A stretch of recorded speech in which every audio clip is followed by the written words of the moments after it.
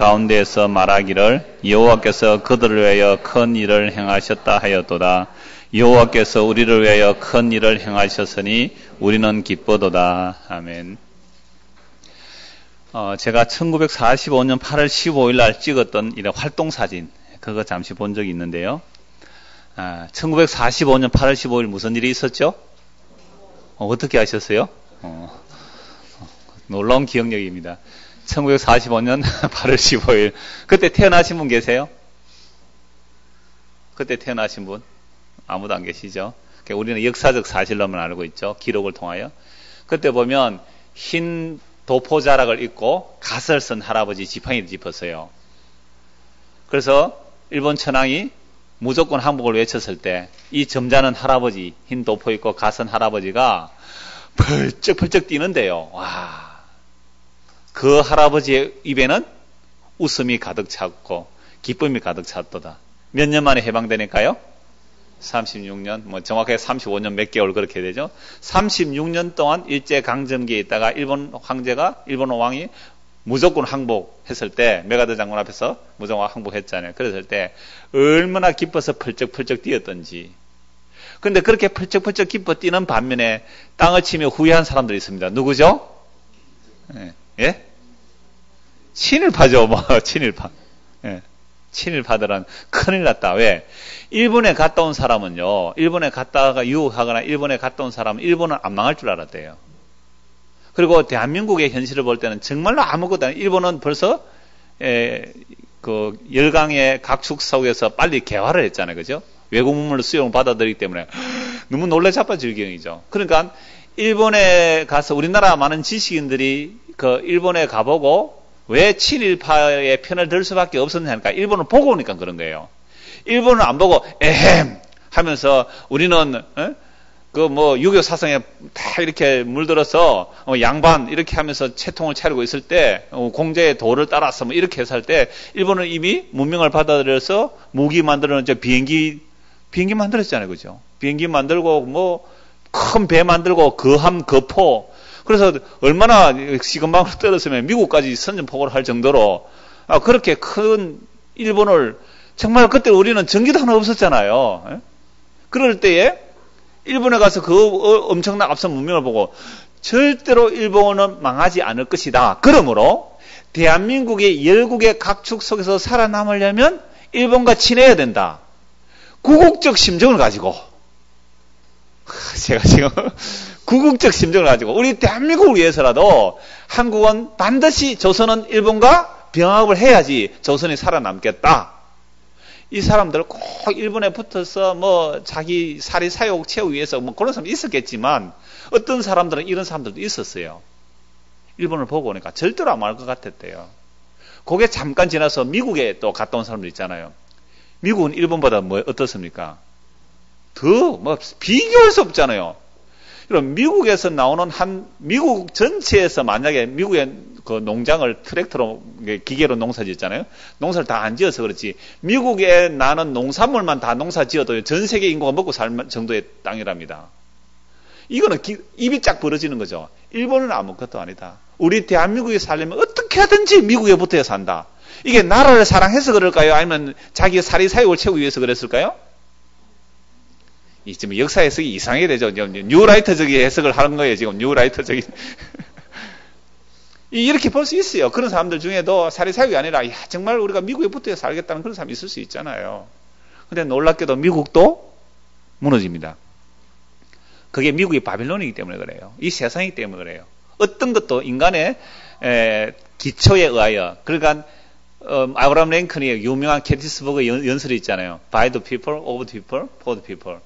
사람에 의한 사람을 위한 사람의 나라는 절대로 사람에 의한 사람을 위한 사람의 정부는 절대로 무너지지 않는다. 멋진 연설을 했잖아요.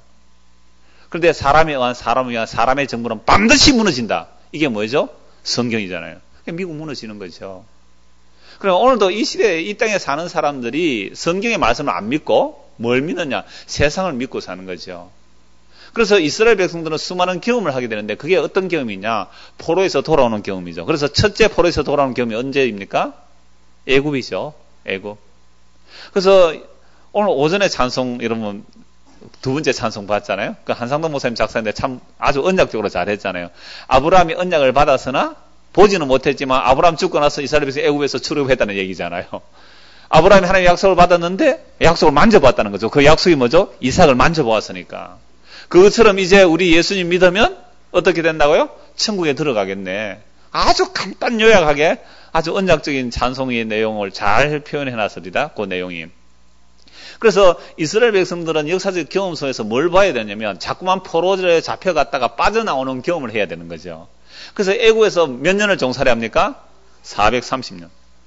이건요, 430년 동안 다른 나라에 들어가서 소화가 안 된 거잖아요. 소화. 여러분, 우리가 36년 일제강점기 있어서 아직까지도 우리는 무슨 의식이 들어있어요? 일제 식민사관이 다 들어있거든요. 일제 식민사관. 아까 제가 조금 뉴라이터적인 그런 역사 해석을 조금 했습니다만은 그런 쪽에 사고방식이 들어있는 것은 일본의 식민지사관이에요. 그래서 조선인은 안 돼. 조선인은 패야 돼. 라는 말들을요. 다 식민사관에서 나온 이야기들입니다. 조선인의 근기는 대단합니다. 여러분, 조선시대 때 그 이전에 뭐 삼국시대 이하 또 뭐 통일신라 시대 할 것 없이 그 시대 때 장인들이 지어난 건물들은요 무너지지 않습니다.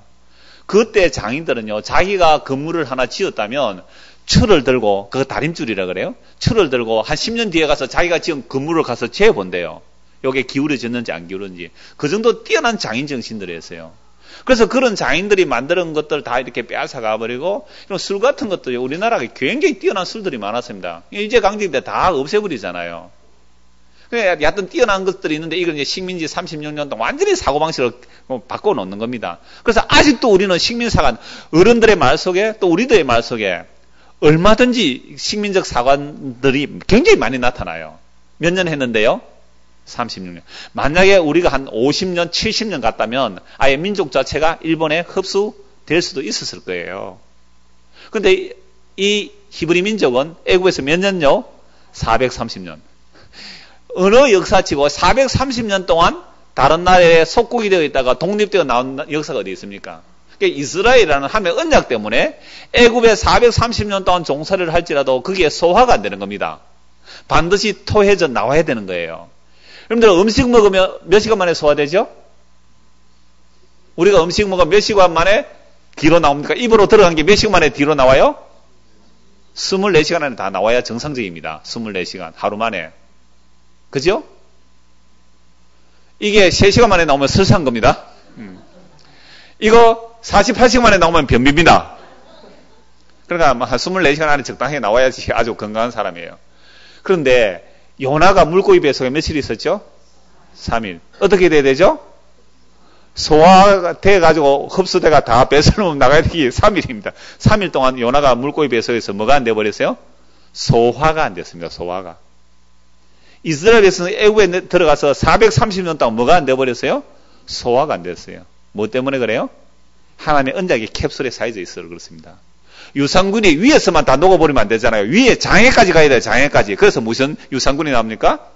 캡슐시온 유산균이 나오는 거예요. 캡슐시온. 그래서 장까지 살아서 유산균이 가야 되잖아요. 그래서 이스라엘 백성들은 하나님의 언약이 캡슐에 쌓여져 있기 때문에 430년 동안 애굽에 종살이 할지라도 소화가 안 되게 돼 있어요. 그래서 애굽이 토해낼 수밖에 없잖아요. 그런데 이스라엘 백성들은 애굽에서 나올 때에 좋아했습니까? 안 좋아했습니까? 안 좋아했어요. 여러분 430년 동안 종살이 하면요 나올 마음이 없어요. 그 유행가 가사 중에 그런 거 있잖아요. 정들면 고향인데 그런 거 있지요? 정들면 고향인데 그건 무슨 노래가 있어요? 그거만 생각나는 가사가 고향이 어디면 묻지를 마라. 예. 고향이 어디면 묻지를 마라. 정들면 어디라도 고향인데. 그래서 정들면만 그냥 그렇게 정붙여서 살잖아요. 그런데 하나님의 자기 백성은 절대로 정들어 붙여 살 수 없도록 만들어주죠. 그래서 430년 동안 살았다면 빠져나오기 싫은 거예요. 그게 뿌리 내리고 벌써 400년 한 곳에서 살았다 해보세요. 토호세래요. 토호세래요.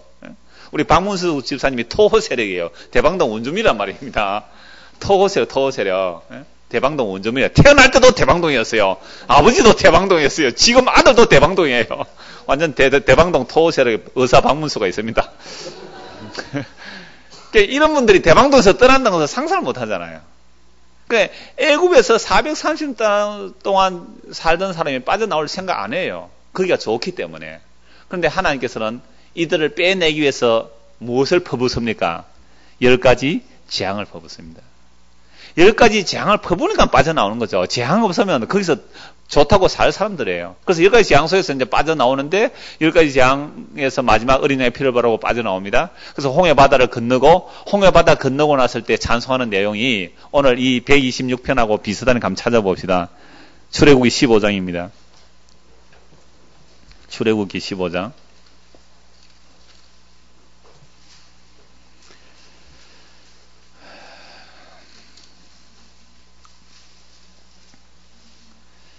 (1절입니다) 이때에 모세와 이스라엘 자손이 이 노래로 여호와께 노래하여 일렀으되 내가 여호와를 찬송하리니 그는 높고 연호우시며 말과 그 단자를 바다에 던지셨음이로다.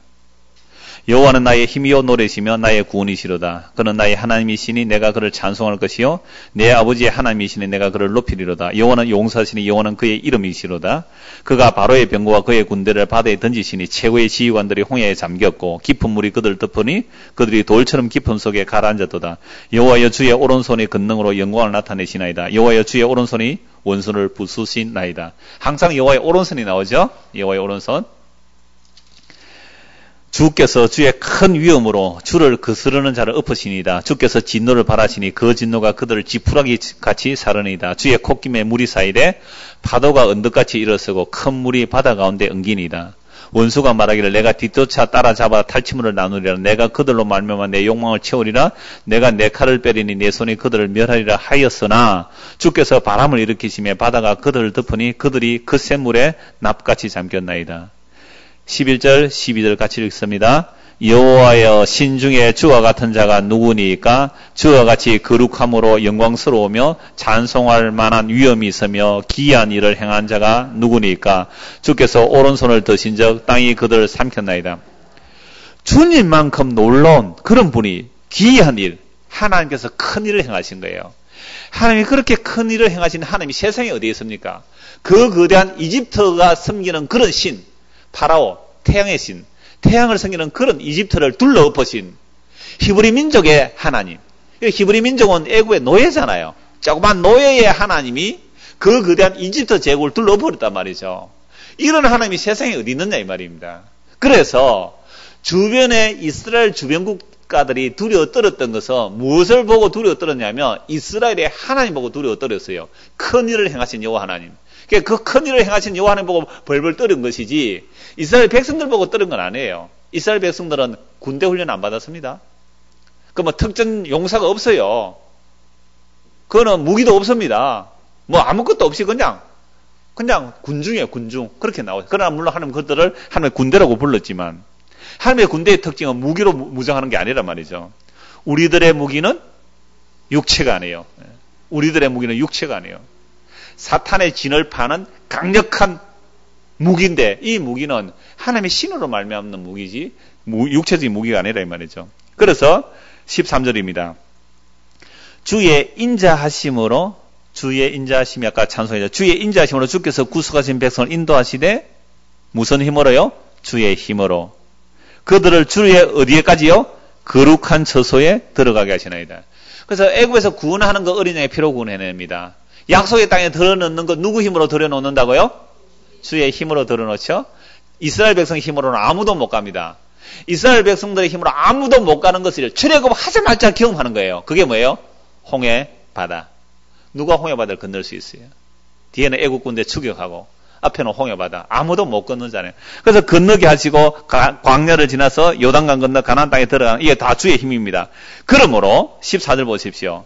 여러 나라가 듣고 떨며 블레셋 주민이 두려움에 잡히며 에돔 두령들이 놀라고 블레셋 싸움 잘하는 민족들이에요. 두려움에 꼼짝없이 사로잡혔습니다. 여리고성 사람들이 벌벌벌 떨었어요. 성문 열고 나가지도 못했습니다. 에돔 두령들이 놀라고 모압의 영웅이 떨림에 잡히며 가나안 주민이 다 낙담하나이다. 왜 이렇게 됐다고요? 무슨 소리를 들었어요? 여호와께서 큰 일을 행하셨도다. 오늘 시편 120편에 같은 내용, 여호와께서 큰 일을 행하셨다. 이것 때문에 주변 나라가 벌벌 떠는 거예요. 그러니까 하나님께서 오늘 자기 백성을 이렇게 인도해 나가실 때 우리가 뭘 의지할 때 마귀가 떨겠어요? 예, 여호와께서 큰일을 행하셨도다. 여호와의 큰일이 뭐예요? 예수님의 십자가 부활 아닙니까? 예수님의 십자가 부활의 능력이 우리를 구원해 내신다는 이 소식을 듣고 마귀가 떠는 것이지, 마귀 내하고 한번 붙어보자. 내가 지금 40일 금식기도 하고 왔거든. 한번 붙어보자. 라고 할 때, 마귀한테 이기겠어요? 못 이깁니다. 우리의 힘과 능력으로는 마귀를 못 이기잖아요. 그러니까 이스라엘 백성들이 여호와께서 큰일을 행하실 때 주변 나라 벌벌벌 떨었다, 이 말입니다.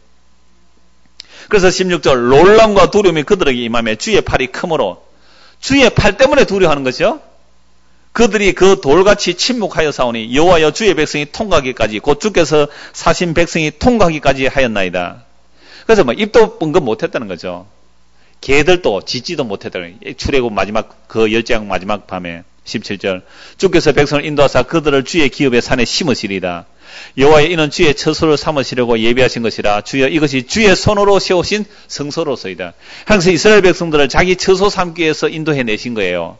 그래서 하나님의 자기 처소는 주의 손으로 이루신 겁니다. 그래서 신약시대의 하나님의 교회는 하나님의 처소예요. 하나님의 거하신 성전이에요. 그래, 하나님의 성전은 사람이 짓는 것이 아니라 하나님의 자기 피로 만들어내셨기 때문에 여호와께서 세우신 성소입니다. 그래서 여호와께서 그런 곳에 뭐 하시고요? 영원 무궁히 다스리시죠. 여호와께서 그런 곳에만, 하나님의 자기 피로 산 교회만 영원 무궁히 다스리겠다는 말씀입니다. 이러니까 또 미리암이 막 찬송하잖아요. 미리암이 화답하는 찬송이 21절입니다. 미리암이 그들에게 화답이 이르되 너희는 여호와를 찬송하라. 그는 높고 영화로우시며 말과 그 탄자를 바다에 던지셨음이로다 하였더라. 그래서 애굽에서 빠져나오는 자들, 430년 동안 종살이하다가 빠져나온 이들의 모습은 어떤 모습이었을까요? 오합지졸. 아무런 무기 없습니다. 물론 지파별로 광야에서 군대식으로 행진을 했지만 그들은 무기가 있었던 거 아니에요. 근데 이들을 보고 두려워 떨었던 것은 여호와의 오른팔이 나타났기 때문에 이들이 두려워 떨었던 것입니다. 이게 바로 여호와께서 행하시는 놀라운 일이죠. 자, 오늘 이제 시편 126편을 다시 봅시다. 자, 시편 126편. 여호와께서 시온의 포로를 돌려보내실 때 우리는 꿈꾸는 것 같다도다. 옛날 애굽에서 빠져나왔죠. 빠져나온 이스라엘 백성이 가나안 땅에 들어가서 사사시대를 지내고 왕들의 시대를 지내고 온갖 우상 숭배함으로 북쪽은 아수렘하고 남쪽은 바벨론 포로 잡혀갔습니다. 예레미야 선지가 포로 잡혀갈 때 70년 만에 돌아오리라고 약속하셨어요. 그 약속하신 대로 시온의 포로들이 돌아옵니다. 자, 그래서 바벨론 포로에서 돌아올 때는 바벨론에 정착해서 살은 사람들도 많이 있어요. 다 돌아온 건 아닙니다. 그러니까 일부 돌아왔죠. 정착해서 살았던 사람들의 이야기가 성경에서 무슨 이야기예요? 엑소더스예요. 엑소더스.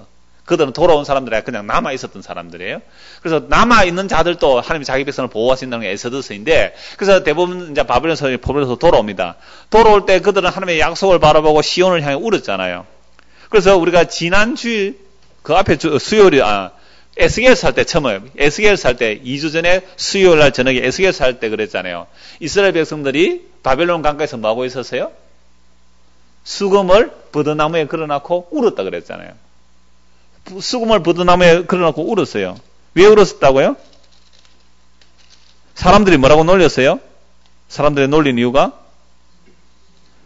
너희가 시온의 노래, 너희 노래 잘한다며, 너희 옛날에 한때 찬양대 했다면서 찬양대. 근데 지금은 포로로 잡혀가 있는 거예요. 노래 한번 해봐라, 노래 한번 해봐라. 내가 시온을 잊어버렸다면 내 손에 기술도 잊어버리고 악기 다루는 기술도 내 혀가 천장에 들어붙어 버리라. 자기 저주를 할 정도로 시온을 그리워하면서 뭐라고 하냐면 내가 가장 사랑하는 것보다 더 시온을 사랑하지 않으면 내 혀가 천장에 붙어버리라. 그럴 정도로 시온을 뭐하고 있었어요? 그리워하고 있었어요. 몇 년 동안? 70년 동안. 물론 70년 다 살지 않은 사람이 있어요. 3차로 포로 잡혀간 사람, 1차로 돌아온 사람은 70년 안 걸릴 수도 있어요. 그러니까 70이라는 개념이 항상 완전하다는 의미죠. 그래서 바벨론 포로에 잡혀갔다가 정말 하나님의 약속 믿고 70년 동안 기다려서 돌아오는 그들이 주께서 정말 돌이켜 주실 때에, 그래서 고레스 왕 원년에 돌아오게 합니다. 하나님께서 고레스 왕의 마음을 감동시키셔서 고레스로 하여금 이스라엘 백성들을 자기 땅으로 돌아가서 얼마나 돌아가라 했을 때 이들이 돌아오면서 어떻게 돌아왔다고요? 꿈꾸는 것 같았도다. 그때 우리 입에는 웃음이 가득하고 우리 혀에는 찬양이 차섰도다. 그때 문나라 가운데서 말하기를 여호와께서 그들을 위하여 큰 일을 행하셨도다. 그래서 이스라엘의 주변 나라들이 뭘 말해요? 에게 이스라엘 나라 저 망했다. 뭐 여호와 하나님 옛날 애굽에서 건져내신 하나님 그런 하나님이 어디 있노? 나라 완전히 망했구나. 나라 완전히 망했구나. 그래서 이런 이스라엘 보고 막 조롱하잖아요. 너의 하나님이 어디 있느냐? 네 하나님이 어디 있냐? 이게 조롱했단 말이에요. 포로로 잡혀갈 때. 그런 조롱을 받고 포로로 잡혀갔는데 완전히 망했다고 여겼는데 세상에 70년 만에 다시 돌아오는 거잖아요. 그러니까 이스라엘 백성들도 놀랐지만 누구도 놀랐다고요? 주변 나라도 놀랐어요. 어떻게 이스라엘이 다시 회복돼서 돌아갈까? 그걸 보면서 주변 나라 사람들이 뭐라고 말한다고요? 여호와께서 큰 일을 행하셨도다. 여호와께서 큰 일을 행하셨도다. 오늘 신약식으로 말하면 뭐라고 말할까요? 어째 네가 예수를 다 믿노? 세상에 네가 어째 예수를 다 믿노? 이런 이야기예요. 옛날에 뭐 했던 사람이겠어요? 말 안 해도 뻔하게 그냥 그랬던 사람이잖아요. 네가 어떻게 예수를 다 믿노? 세상에. 그래서 이스라엘 백성들이 돌아오는데 주변 나라들이 여호와께서 큰 일을 행하셨도다. 자, 3절은요. 주변 나라가 그러고 3절은 돌아오는 사람들이 말하죠. 한번 같이 읽읍시다. 시작. 여호와께서 우리를 위하여 큰 일을 행하셨으니 우리는 기쁘도다. 우리를 이제 이스라엘 백성들의 노래예요. 여호와께서 우리를 위하여 큰 일을 행하셨으니 참 기쁘도다. 여러분들 오늘 교회당으로 올 때 교회는 천국은 아니잖아요. 교회는 뭐죠? 예수님 피로 값주고 산 교회, 그리스도의 몸인데 그리스도의 몸이란 장차 나타날 예수 그리스도를 기다리는 대기소예요. 대기소. 버스 정류소. 은하철도 999 아세요? 은하철도 999. 그거 타면 어디로 가요? 은하세계로 날아가잖아요. 우리는 하늘나라로 가기 위해서 대기하고 있는, 물론 묵시세계 속에는 들어간 이미 완성된 나라지만 이 대기소로 말. 그러니까 이래 놀다가 오늘 와서 뭐예요? 만나서 당신 여기 왜 왔어요? 하면 뭐 합니까? 우리 주님 오시기를 기다립니다. 아이고 나도 주님 오시기를 기다립니다. 그렇게 예배당으로 들어올 때 여러분 앞에 오늘 아침에 올 때 입에 웃음이 가득 차고 왔어요? 오늘 안내하신 분? 오늘 안내하신 장로님? 예. 어때요? 오는 사람들이 얼굴에 웃음이 가득 차고 막 기쁨이 막 차고 이래 왔습니까? 어떻습니까, 장로님? 예? 뭐 별로 안 그랬던 것 같아요. 하긴 이건 천국이 아니니까 뭐 그래도 상관은 없습니다만은 오늘 어떤 분이 한 분 왔어요. 내가 교회 이름 얘기 안 하겠는데 이분이 교회를 10년째 고등부 교사를 했대요. 지금도 하고 있는데 10년 동안 교회 다니면서 눈 감고 귀 막고 다녔대요. 왜 그래요? 교회를 다니면 왜 눈 감고 귀 막고 다녀요? 그러면서 고등부 예배만 드리고 그냥 주변 교회 순례하러 다닌대요. 지금 순례하러. 한 달에 한두 번씩 쭉 순례를 하는데, 그래서 10시에 다 마치고 나와 차 타고 이 대방동 주변을 쭉쭉 순례하면서 오늘은 어느 교회 갈까? 오늘은 이곳으로 지금 내일은 저곳으로 하면 돌아 순례하고 있는데, 여기 오니까 교회당이 많더래요. 뭐 풍산교회 앞에 뭐 반석교회 또 다음에 가기로 하고, 또 보니 앞에 참 좋은 교회, 얼마나 교회가 많아요. 그죠? 교회당이 많아요. 그래서 이상하게 여기에 끌리더래요. 그래서 이렇게 올라왔다고 얘기하면서 그분하고 얘기를 잠시 했는데, 참 불행하잖아요. 교회를 다니는데 왜 눈을 감고 길을 막고 교회를 다녀야 돼요? 그런 것 때문에 여러분, 이 넓은 교회 오시는 분 가운데 혹시 여러분 심정에 눈을 감고 길을 막아야 될 것 같으면 오지 마시기를 바랍니다. 마음에 드는 교회 찾아가시는 게 좋죠. 그거 괴롭잖아요. 얼마나 괴롭겠어요. 가서 앉아있는데 눈을 감고 길을 막고 있으니까. 그래서 마음에 안 들면요, 자기 마음에 드는데 찾아가는 것이 좋습니다. 억지로 버티고 그래 하려고 하지 마세요. 주님의 얘기는 주님이 알아서 하시기 때문에. 그러니까 정말로 우리가 한 복음 안에서 한 하늘의 소망을 두고 산다면, 오늘 구역 공부할 때 그 얘기를 했어요. 바울이 빌립보지에서 복음 전해서 그 복음을 받아들인 자들을 이렇게 불러요. 내 사랑하고 사모하는 여러분들이요. 내 사랑하고 사모하는 여러분들이요. 내 사랑하고 사모하는 여러분들이요. 그래서 이렇게 물었습니다. 우리 구역장님들, 우리 구역원들을 볼 때 내 사랑하고 사모하는 그렇게 보입니까? 아니, 여러분들이 교회로 올 때, 목사님 사랑하고 사모했어요? 우리 장로님 사랑하고 사모했어요? 우리 근사님 사랑하고 사모했어요? 이런 모습으로 이렇게 왔느냐? 물었어요. 아무도 대답을 안 하시더라고. 구역장님 내분이 대답을 안 하셨어요. 그래서 그렇게 안 되는 이유가 뭘까요? 그건 우리가 주 안에 서지 않아서 그랬어요. 교회 안에 한 마음을 품지 않아서 그래요. 한 마음을 품지 않았어요.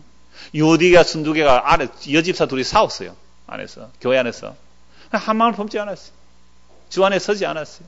그래서 모든 일에 정결함과 선함과 옳음과 바른과 경건함과 이런 모습을 안 쓴 거예요. 그래서 그들에게 이제 금면하는 말씀, 이 구역 공부할 거 벌써 다 줄거리 말씀드렸습니다.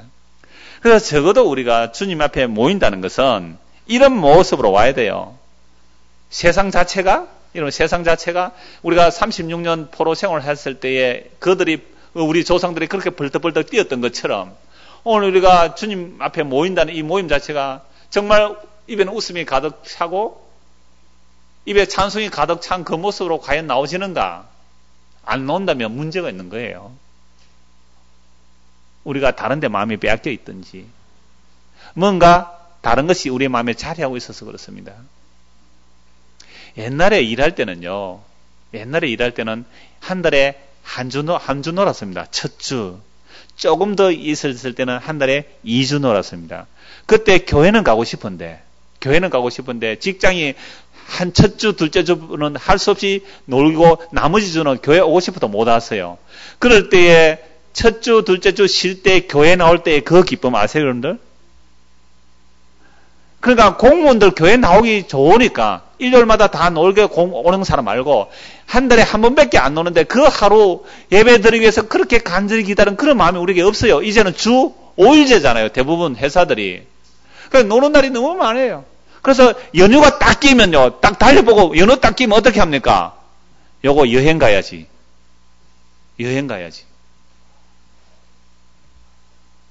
이런데 우리가 무슨 감격이 있을까요? 우리 장호식 형제가 스마트폰에서 어제 청년에 와서 우리 장호식 주일날은 또 일한다고 또 출근해요. 근데 토요일에 잘 와요. 참 감사한데 말씀에 반응을 보여서 참 감사한데 목사님 이거 한번 보십시오 하면서 보이는데 북한에서 예수 믿다가 끌려가서 총살당하는 현장을 몰래 촬영해 온데 일본 자막이 나오는 거 보니까 일본 사람이 몰래 찍어 온 것 같아요. 예수 믿는 사람 잡아서 바로 총살을 합니다. 그걸 보면서 목사님 이렇습니다. 우리는 정말 배가 불렀어요. 그래서 그게 메시지가 그렇대요. 서울에 사람들이 교회 갔다가 나오면서 지하철에 성경책 막 버리고 간대요. 그런 성경책 좀 모아가지고 북한에 좀 보내달라고 그래요. 그게 그 메시지가 뜨더랍니다. 그러니까 그들은 지금 목숨 걸고 예배드리고 있는 사람들이 있거든요. 그에 비하면 나중에 남북 통일돼서 그들이 지하교회 성도들이 오면 정말로 우리한테 와서 이 부흥회 하셔야 될 거예요. 우리는 이런 기쁨이, 그래서 마귀의 작전은 핍박의 작전이 아니고, 마지막 시대는 풀어놓는 작전이에요. 그래, 마음껏 놀아라. 마음껏 편해라. 마음껏 즐겨라. 아무런 핍박도 안 주는 거죠. 아무런 환란도 없는 거죠. 이렇게 되니까 예수님을 믿는 기쁨이 사라졌어요. 그래서 진짜 예수를 믿는 사람은 아무런 제재도 없고 아무런 억압도 없고 교회에서 이것저것 하라고 아무것도 안 시키는데 정말로 주님을 만나고 말씀을 듣는 그것이 진짜 기쁨이 있는 사람 드물어요. 정말 귀해요, 그런 사람들이. 정말로 내가 한 주간을 준비하면서 오늘도 나는 말씀의 교제를 위해서 내가 말씀 듣기 위해서 한 주간을 준비하면서 주님을 사모하는 마음으로 오는 사람이 안내하는 분이 오늘 보니까 별로 없대요. 그냥 맹숭맹숭하게 그냥 오더래요. 그건 왜 그럴까요? 아직도 이 세상이 애굽이라는 것을 알지 못해서 그래요. 아직도 이 세상이 바벨론이라는 사실을 알지 못하니까 이 바벨론에서 주님을 향하여 오늘도 가야 되니까 그 말씀 들어오는 것이 안 기쁜 거죠. 왜? 나는 바벨론에서 더 살고 싶은데. 왜 귀찮게 모세가 오가지고 이 애굽에서 빠져나가길래 하나님 모세 저 부리는 좀 주세요. 모세. 자 아론 저 벌 좀 주세요. 모세 아론 때문에 더 괴롭습니다. 애굽에서 빠져나가기 싫어가지고. 이것 때문에 교회가 싫으신다면 그냥 집에서 쉬시는 게 좋죠. 서로 불편하잖아요.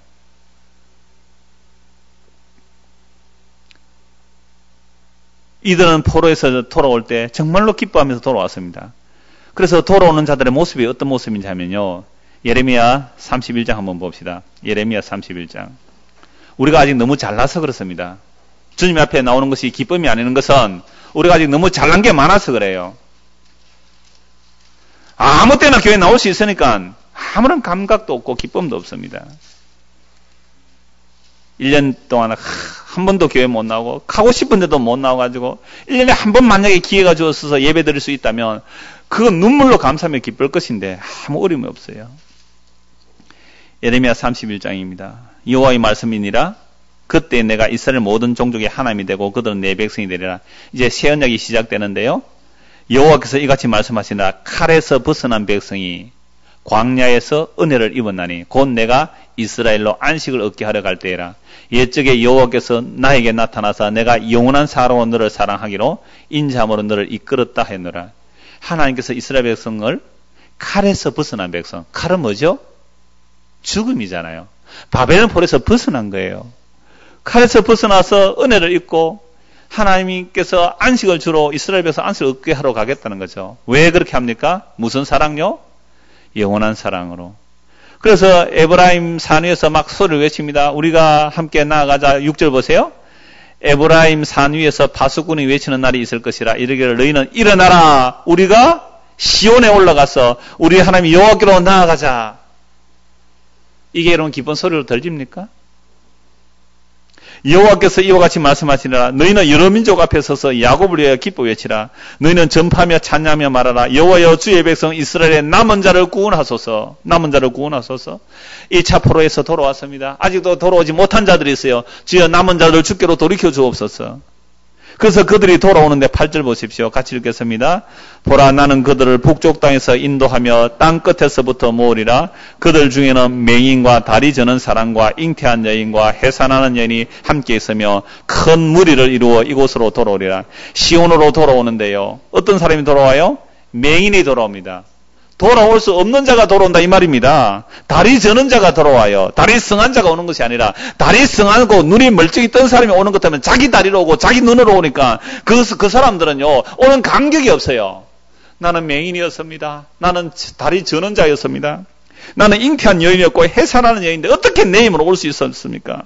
나는 전혀 내 힘으로 올 수 없었는데 주께서 나에게 언약을 따라 영원한 사랑으로 나를 불러주셔서 시온으로 올라오게 하시니 주여 나는 감사합니다. 여러분 우리는 너무 잘났어요. 우리는 너무 똑똑해졌어요. 우리는 성경 지식도 잘 알아요. 그러다가 복음도 어설프게 알아요.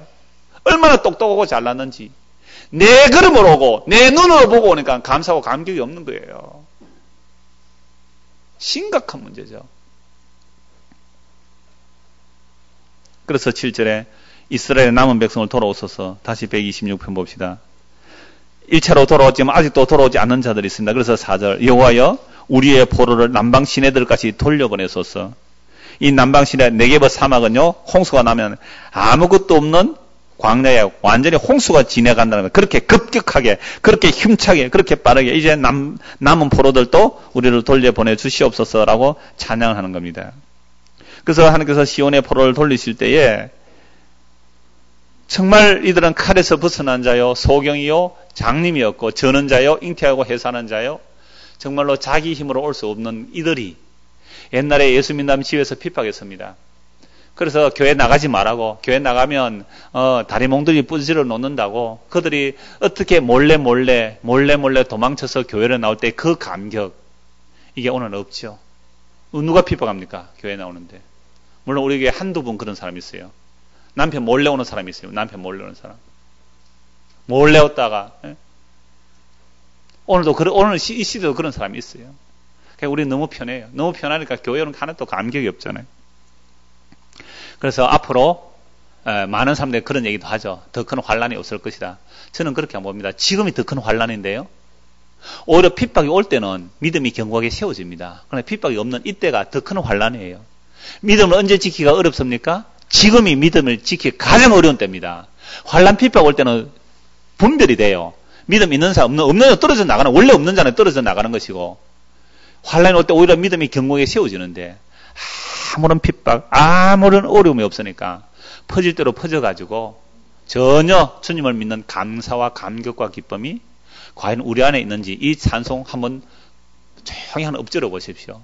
과연 내가 주의 말씀을 듣는 것이 참으로 기쁨이 가득하고, 웃음이 가득 찼는가? 많은 사람들이 전화가 옵니다. 목사님 미치겠습니다. 죽겠습니다. 교회를 가는 것이 고역입니다. 제발 우리 남편이 창원으로 발령돼 가지고 넓은 교회에 갔으면 좋겠습니다. 그들이 우리 교회 와서 뭘 배울까요? 아, 여기도 똑같구나. 이거 안 배우겠느냐 말이에요. 과연 예수님의 십자가의 보험이 좋아서 감사하고 기쁨으로 섬기며 서로 사랑하며 내 사랑하고 사모는 형제여, 내 사랑하고 사모는 자매여 하고 을사할 수 있느냐 말이에요. 그 사람이 나와의 어떤 관계가 아니에요. 나한테 이익 주는 사람 아닌데 정말 못나고 못난 자들만 모였으면 그렇게 될 거예요. 소경이고 쩔룩발이고 아무것도 없고 자기 힘으로 올 수 없는 자들이 왔다면 그렇게 되겠지만 우리는 너무 잘난 사들이 와가지고 그런 기쁨이 없어요. 이거 넓은 교회에 대한 회개의 말씀이 되어야 됩니다. 그래서 눈물을 흘리며 씨를 뿌리는 자는 기쁨으로 거두리라. 이 전도하라는 말씀 아니에요. 울며 씨를 뿌리러 나가는 자는 반드시 기쁨으로 그 곡식단을 가지고 돌아오리라. 이걸 곡식 거두는 것과 이야기하죠. 여러분 농부가 씨를 뿌릴 때 얼마나 힘들고 어렵겠어요. 그러나 결국 그 기쁨으로 거둔다라고 할 때 농사의 비유를 말씀하는데 이 농사의 비유에 대해서 야고보서 5장을 찾아보겠습니다. 신약 성경 야고보서 5장입니다.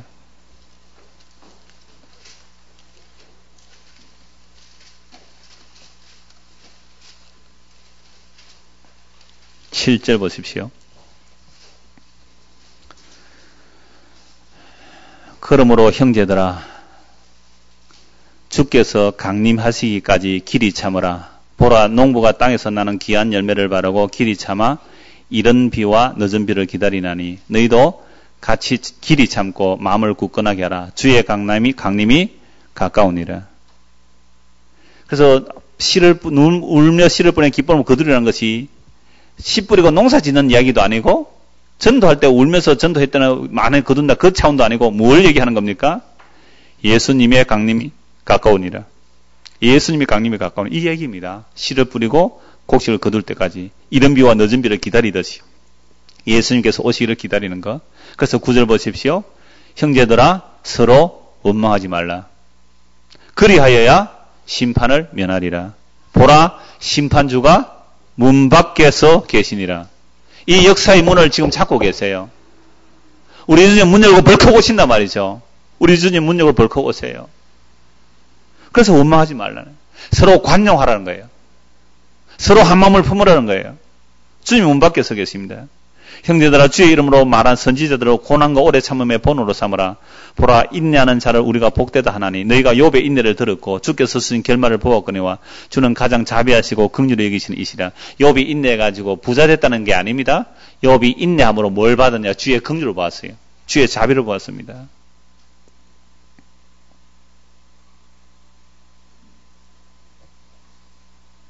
그래서 요한복음 16장 20절의 말씀 보면 예수님이 떠난다고 할 때 예수님이 이렇게 말씀합니다. 너희는 슬퍼하겠으나 세상은 기뻐할 것이다. 예수님 없다고 막 우니까 너희를 보고 세상이 막 기뻐하겠지만 너희는 슬퍼할 것이다. 그러나 인자가 올 때 세상은 슬퍼하겠지만 너희는 기뻐할 것이다.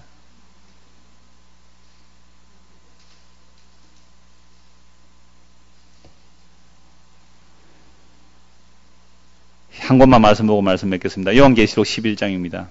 요한계시록 11장 8절입니다.